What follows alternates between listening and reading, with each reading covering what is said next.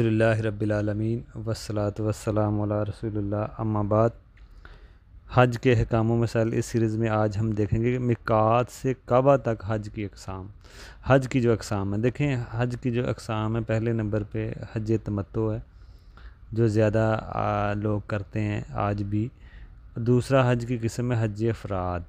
اور حج قران۔ جو نبی علیہ السلام نے کیا وہ حج قران ہی کیا، لیکن حکم حج تمتع کا دیا، تو اس لیے جو عمل انہوں نے کیا ہے اس سے زیادہ اہمیت ہے کہ جو انہوں نے حکم دیا ہے، یعنی کہ انہوں نے حکم حج تمتع کا دیا ہے۔ تو مطلب کہہ لیں کہ اگر انہوں نے عملاً قران کیا ہے لیکن حکم تمتع کا دیا تو افضل تمتع ہوا۔ اب اس میں بعض اہل علم افراد کو افضل کہتے ہیں، بعض قران کو، لیکن بعض تمتع کو، لیکن تمتع ہی کے بارے میں ہم تفصیل دیکھیں گے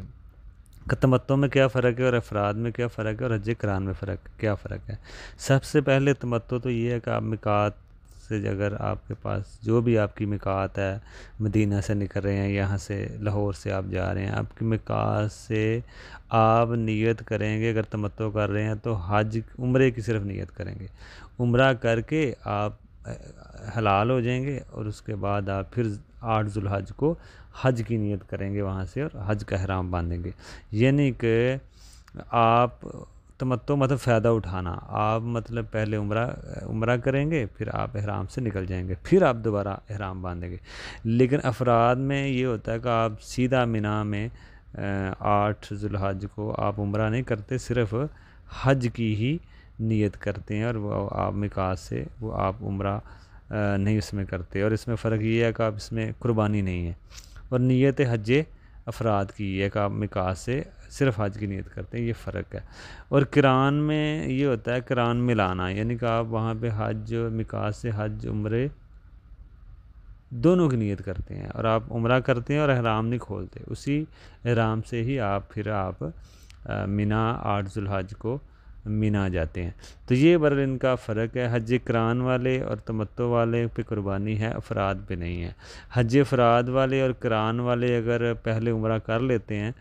تو اگر وہاں پہ صفا مروہ کی صحیح کر لیں تو پھر 10 کو طواف افاضہ ہے وہ صحیح،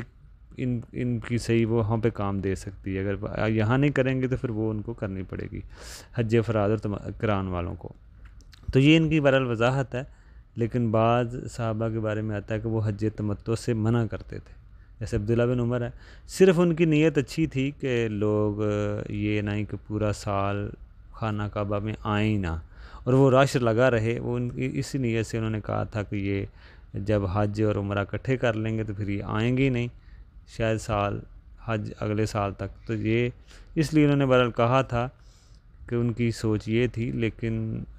صحیح مسئلہ یہی ہے کہ نبی علیہ السلام کی بات کو ہی ترجیح دی جائے گی، شریعت جو ہے وہ نبی علیہ السلام کی بات ہی ہے۔ صحابہ نے اگر کوئی بات ایسی کی ہے کہ ان کی سوچ ہے، اچھی نیت ان کی تھی کہ یہ رش لگا رہے خانہ کعبہ میں، لوگ آتے جاتے رہیں، اگر تمتع کریں گے تو یہ شاید بعد میں نہ آئیں، تو بس یہ ان کا ایک مسئلہ تھا۔ بہرحال صحیح مسئلہ یہی ہے کہ تمتع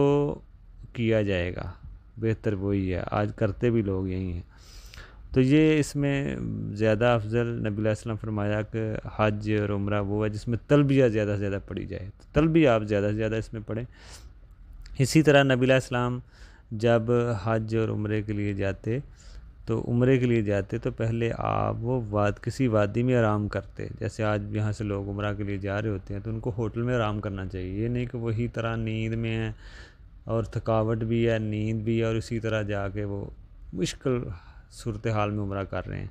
اس طرح عمرہ بھی صحیح نہیں ہوتا۔ تو بہتر یہی ہے کہ نبی علیہ السلام ایک وادی میں رکتے، عمرہ کرنے کے لیے اگر جاتے تو ریسٹ کرتے، رکتے اور صبح جاتے خانہ کعبہ، دن کے وقت جانا چاہیے، سنت یہی ہے۔ اور دوسری جو سنت ہے کہ نبی علیہ السلام غسل کر کے جاتے، بعض لوگ سمجھتے ہیں کہ احرام کی حالت میں غسل کریں گے تو احرام کھل جائے گا، کھل نہیں جائے گا۔ احرام 2 چادروں کا نام ہے اور ساتھ نیت کا بھی نام ہے، تو آپ چادریں تو کھول رہے ہیں غسل کے دوران، لیکن نیت تو آپ کی ہے نا، آپ ہے احرام میں ہی ہے، پابندیاں آپ پہ احرام کی رہیں گی۔ صابن آپ خوشبو والا استعمال نہ کریں، باقی غسل کر سکتے ہیں، اور یہ بھی سنت ہے۔ اور آپ صبح کے وقت جاتے ہیں نبی علیہ السلام، یہ بھی سنت ہے، تو یہ اس میں بات ہے۔ باقی انشاءاللہ ہم آگے بھی دیکھیں گے حج عمرے کے کچھ ارکان، واجبات، فرائض، وہ آگے ہم انشاءاللہ